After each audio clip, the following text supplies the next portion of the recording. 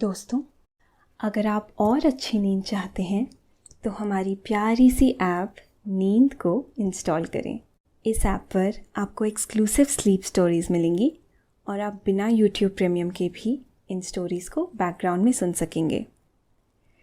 Install करने के लिए आप हमारी वेबसाइट neend.app पर ज़रूर आइए और अच्छी कहानियाँ, स्लीप म्यूज़िक, कुछ टिप्स सुनने के लिए इस चैनल को सब्सक्राइब कीजिए। नमस्कार, मैं हूँ पायल। आज सुनिए लेखक कुमार रहमान की लिखी स्लीप स्टोरी प्रेम की निशानी मस्तानी महल। शनिवार वाड़ा प्रेम का महल है, यानी बाजीराव और मस्तानी के प्रेम का गवाह। इसी महल में बाजीराव ने मस्तानी के साथ जीवन के खूबसूरत पल गुजारे थे। ये महल आज भी उस गाथा को अपने सीने में दबाए चुपचाप खड़ा है। इस महल को बनाने की शुरुआत शनिवार को की गई थी। यही वजह रही है कि इसका नाम शनिवार वाड़ा पड़ा। दरअसल बाजीराव ने अपनी प्रेयसी और पत्नी मस्तानी के लिए ये महल बनवाया था। 290 साल पुरानी ये खूबसूरत इमारत आज भी लोगों को अपनी ओर आकर्षित करती है। महल के पास एक खूबसूरत कमल के आकार का फव्वारा भी है, जो लोगों को काफी आकर्षित करता है। इस महल में एक मस्तानी दरवाजा है। कहते हैं कभी मस्तानी इसी दरवाजे से होकर बाहर निकलती थी। 4 और दरवाजे हैं, जिन्हें दिल्ली दरवाज़ा, खिड़की दरवाज़ा, गणेश दरवाज़ा और नारायण दरवाज़ा कहा जाता था। यहाँ पानी के पुराने हौज हैं, बुर्ज है, नगर खाना है। ये पूरा इलाका ही बहुत खूबसूरत है।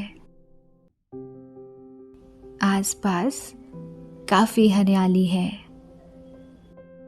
यहाँ हर दिन बड़ी तादाद में लोग घूमने के लिए आते हैं।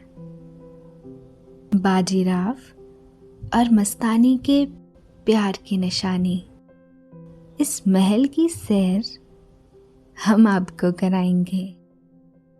लेकिन पहले आप अपने आसपास की सारी लाइट्स ऑफ करके आराम से लेट जाएं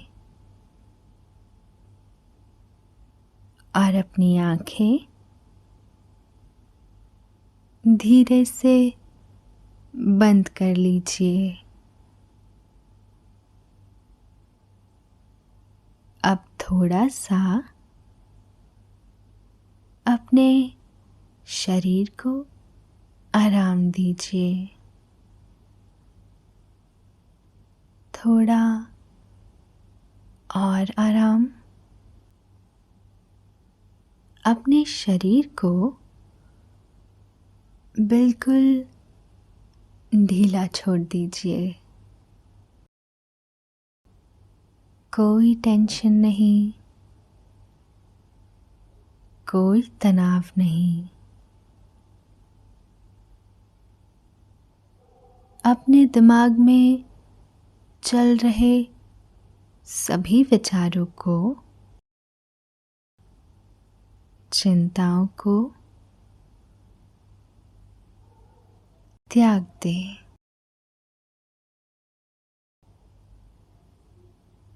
एक शांति सी महसूस करें।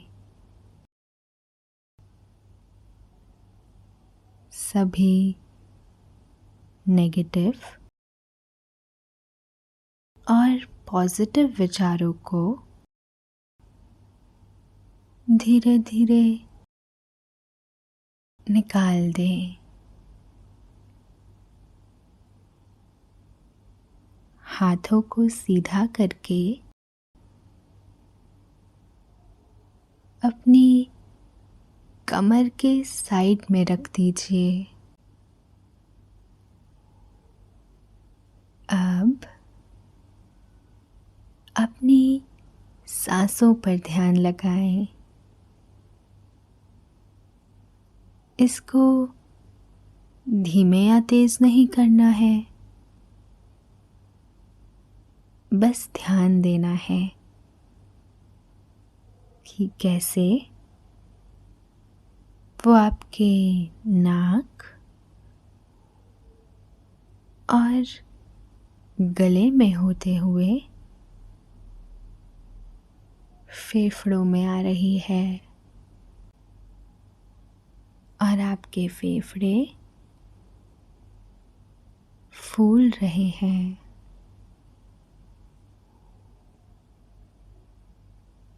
और कैसे वो आपके फेफड़ों से वापस गले और नाक के माध्यम से वापस निकल रही है और आपके फेफड़े थोड़े सिकुड़ रहे हैं। मन शांत,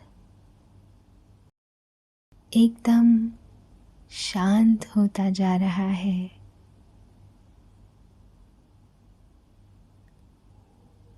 आप अच्छा महसूस कर रहे हैं।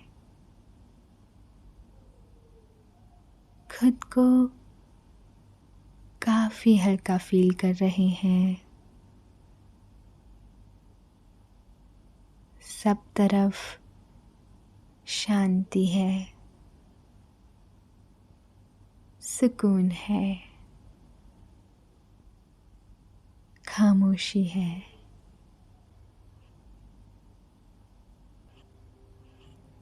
आज हम आपको ले चलते हैं पूना के शनिवार वाड़ा महल। इसे मस्तानी महल भी कहते हैं। हालांकि अब ये महज एक किला बचा है। महल इस किले के अंदर था। इस महल को आईना महल कहा जाता था। यहाँ कई बार आग लगी और अंग्रेजों ने भी इस महल पर हमला किया। अब आईना महल की बस यादें बची है। ये महल बाजीराव ने अपनी प्रेयसी मस्तानी के लिए बनवाया था। कहते हैं ये आईना महल अपने दौर का सबसे खूबसूरत महल था। बाजीराव अपनी पत्नी मस्तानी से इस कदर प्यार करते थे, इसलिए उन्होंने इस महल में हर तरफ आईना लगवाया था। मस्तानी के साथ शादी के बाद बाजीराव ने तमाम खूबसूरत पल इस महल और यहाँ बनाए गए बागात में गुजारे थे। बागात तो अब नहीं रहे, लेकिन महल के दरो दीवार उन खूबसूरत पलों के खामोश गवाह हैं। उन्होंने मस्तानी के प्रति बाजीराव के अगाध प्रेम और मस्तानी के समर्पण को देखा और महसूस किया। आज आप भी उसी महल को देखने जा रहे हैं। वहाँ आप भी वे सब महसूस करेंगे जो अब सिर्फ किस्से कहानी के रूप में मौजूद हैं। इन ऐतिहासिक इमारतों के साए तले अपना वक्त गुजारना उन ऐतिहासिक पलों को फिर से महसूस करने जैसा ही है।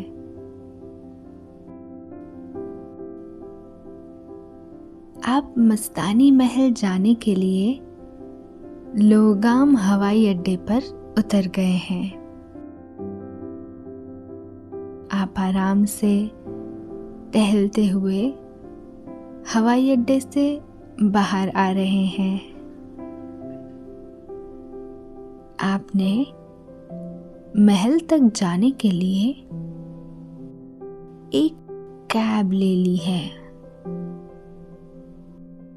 कैब आपको लेकर रवाना हो गई है। मौसम काफी खुशगवार है। खिड़की से हवा के झोंके अंदर आ रहे हैं। ये आपको तरोताजा कर रही है। सुबह का वक्त है, इसलिए हवा में थोड़ी सी नमी है।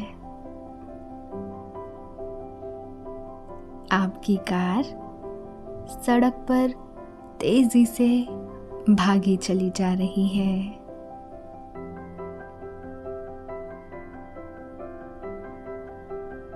ये पूना है, यानी पुणे। आमतौर पर इसे पूना ही कह दिया जाता है। लोग बाग जगहों के नाम अपने हिसाब से कर ही लेते हैं। अब देखिए ना, अहमदाबाद को तमाम लोग अहमदाबाद कह देते हैं। बैंगलोर बेंगलुरु हो गया है। ये वही पूना है जिसकी पहचान देश भर में प्याज की वजह से होती है। पूना वाली प्याज।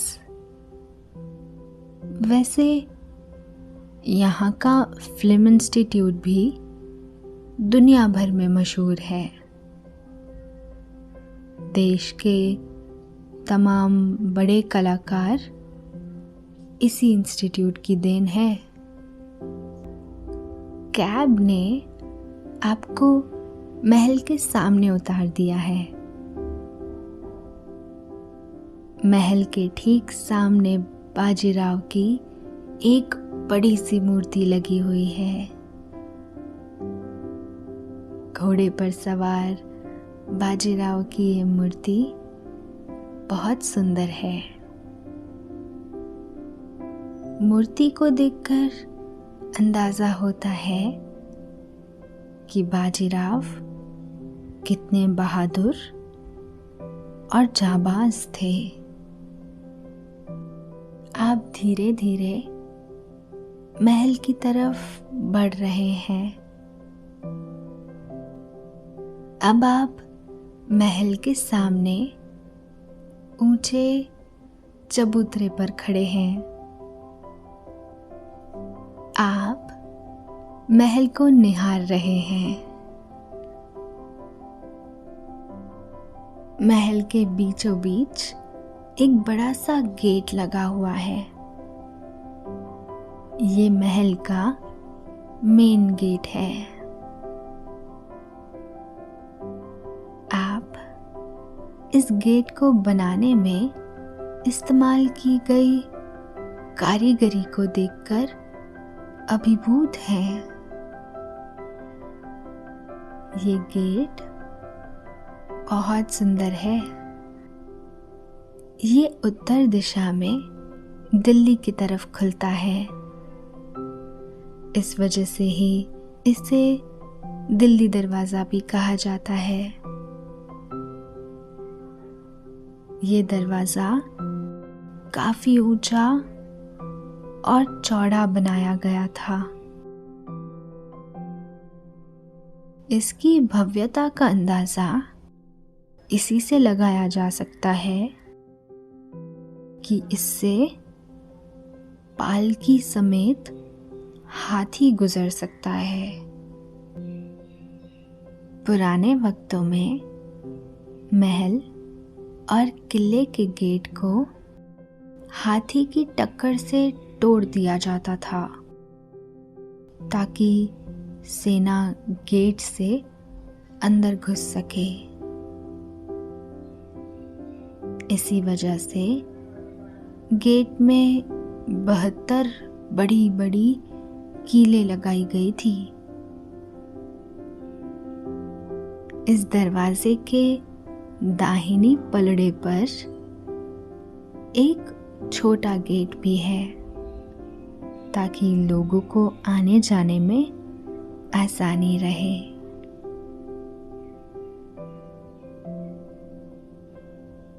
इस महल में कई और दरवाजे हैं। एक दरवाजे का नाम मस्तानी दरवाजा है। कहते हैं इसी दरवाजे से रानी मस्तानी महल से बाहर जाया करती थी।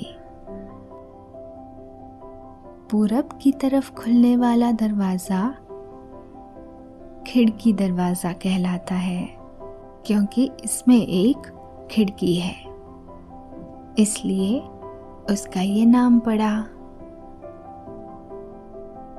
जो दरवाजा गणेश महल की तरफ खुलता है उसका नाम गणेश दरवाजा है। महल की महिलाएं इस गेट से कस्बा गणपति मंदिर में दर्शन के लिए जाया करती थी। दासियों के आने जाने के लिए संभुल दरवाजा भी था। दिल्ली दरवाजा के दोनों तरफ बने ऊंचे ऊंचे बुर्ज इस महल की भव्यता को दर्शाते हैं। बुर्ज के दोनों तरफ दूर तक ऊंची दीवार चली गई है।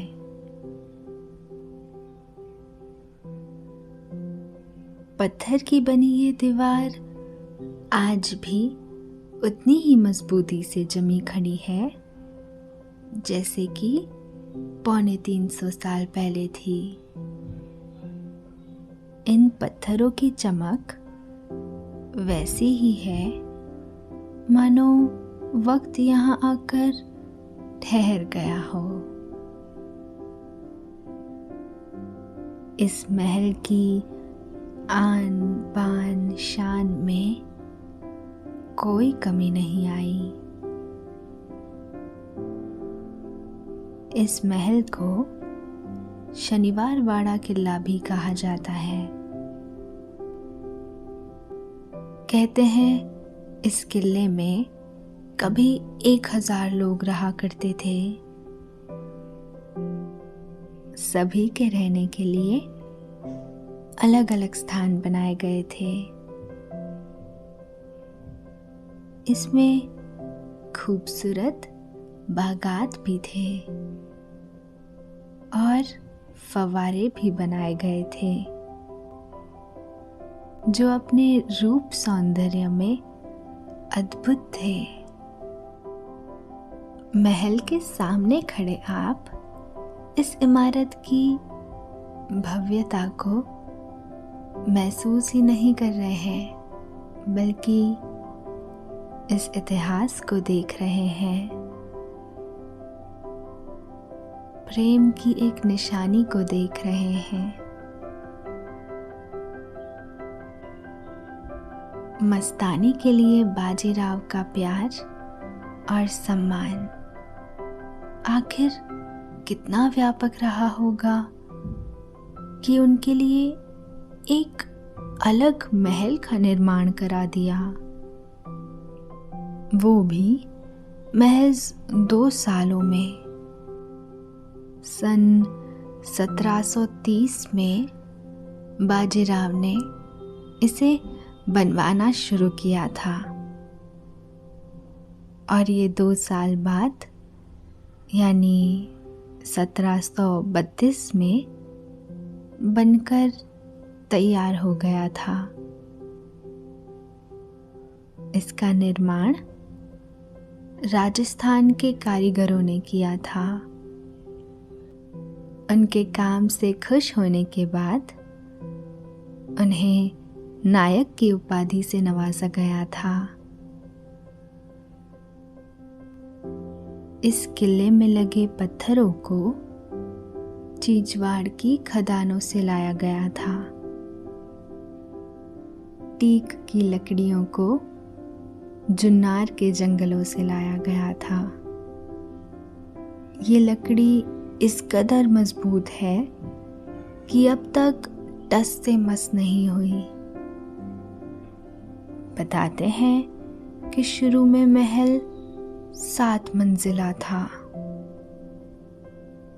जब ये महल बनना शुरू हुआ तो इसे पत्थर से बनाया जा रहा था।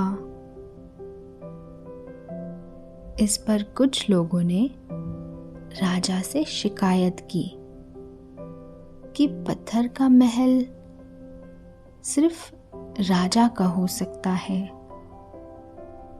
इसके बाद इसके ऊपर का निर्माण ईंटों से कराया गया। महल की इस सुंदरता और वास्तुकला को आप तारीफी नजरों से देख रहे हैं। ये महल मुगल और मराठा शैली का फ्यूजन है। महल के कई हिस्सों में रामायण और महाभारत के दृश्य भी चित्रित किए गए हैं। महल अंदर से भी बहुत सुंदर है। ऊपर की तरफ सीढ़ियां जा रही हैं। आप उन सीढ़ियों से ऊपर जा रहे हैं। ये सीढ़ियां सीधे नगार खाने की तरफ जाती हैं। ये पूरी तरह से लकड़ी का बना हुआ है। ये काफी सुंदर है।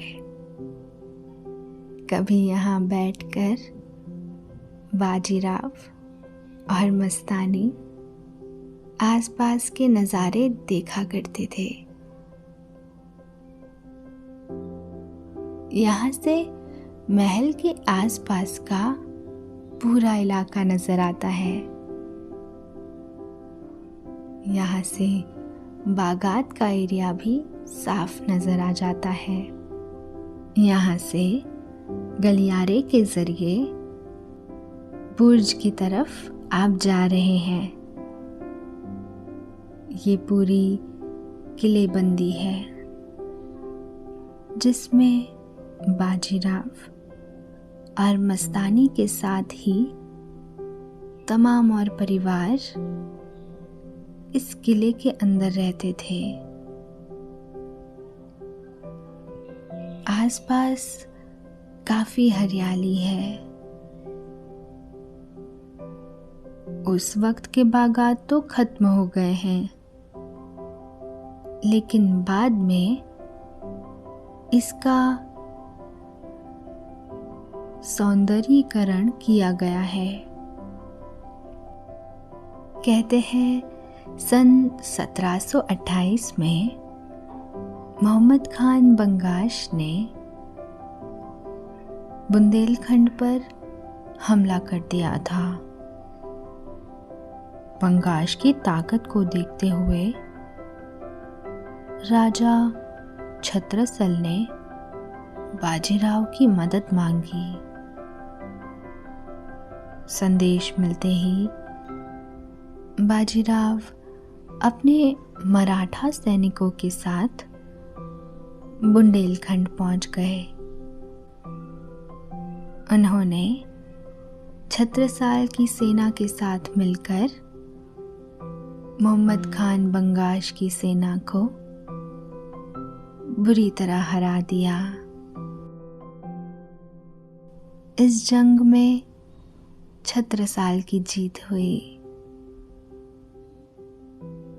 इससे राजा छत्रसाल बहुत खुश हुए।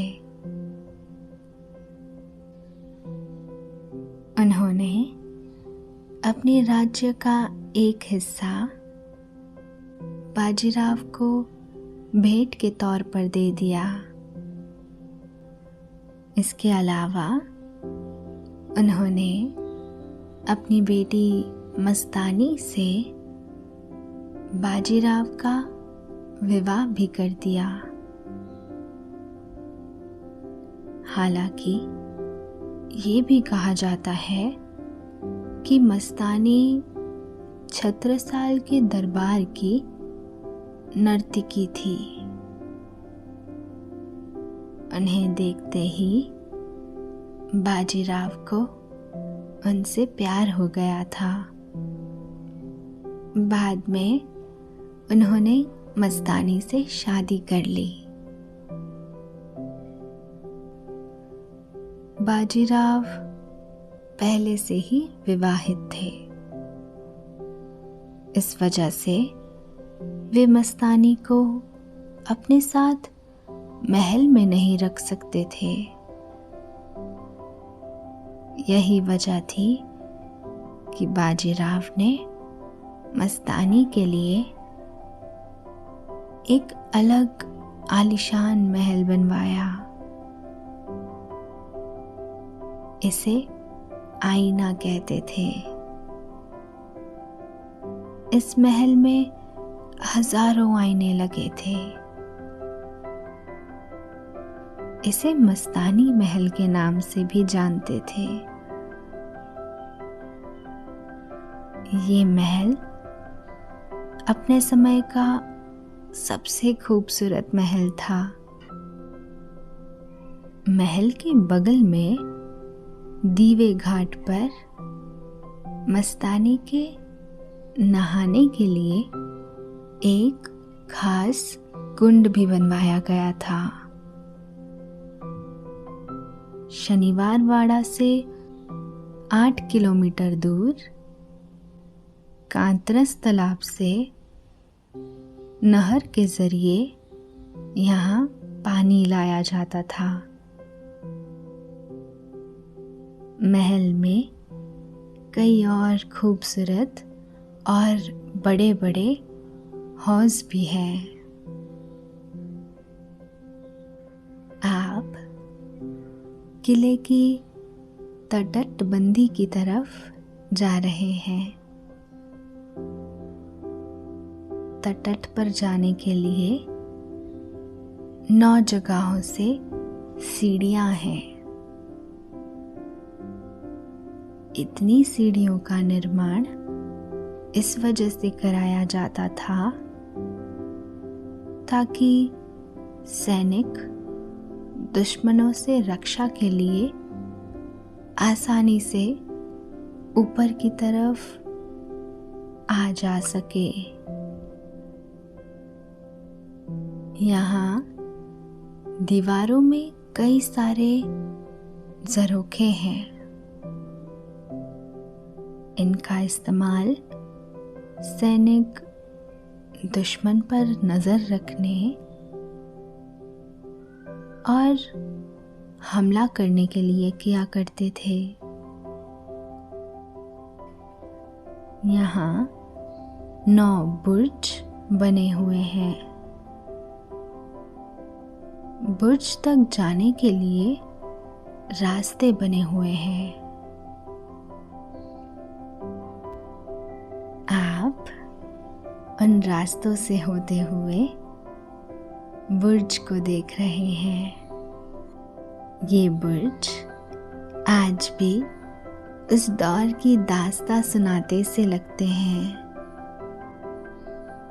आप खड़े इन बुर्जों की निर्माण कला और भव्यता को देख रहे हैं। आप उन जगहों को भी देख रहे हैं जहां कभी गौरी महल हुआ करता था। यहाँ मस्तानी के अलावा बाकी महिलाएं निवास किया करती थी। आप महल से बाहर बगीचे में आ गए हैं। यहाँ 16 पंखुड़ी वाला लोटस फाउंटेन है। ये बहुत ही सुंदर है। इसे हजारी कारंजे भी कहा जाता है। कहते हैं यहाँ बाजीराव नृत्य का आनंद लिया करते थे। कभी इस फव्वारे के आसपास फूलों का खूबसूरत बागीचा भी हुआ करता था। हालांकि अभी भी यहाँ काफी हरियाली है। आप धीरे धीरे एक घने पेड़ की तरफ जा रहे हैं। आप थोड़ा थक गए हैं। अब आप आराम करना चाहते हैं। आप एक पेड़ के नीचे बेंच पर बैठ गए हैं।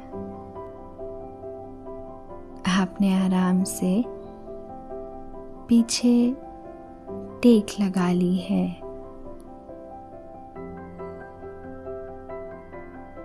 आपने अपनी आंखें बंद कर ली है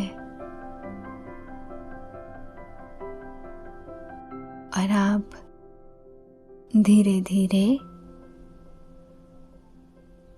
रिलैक्स्ड होते जा रहे हैं।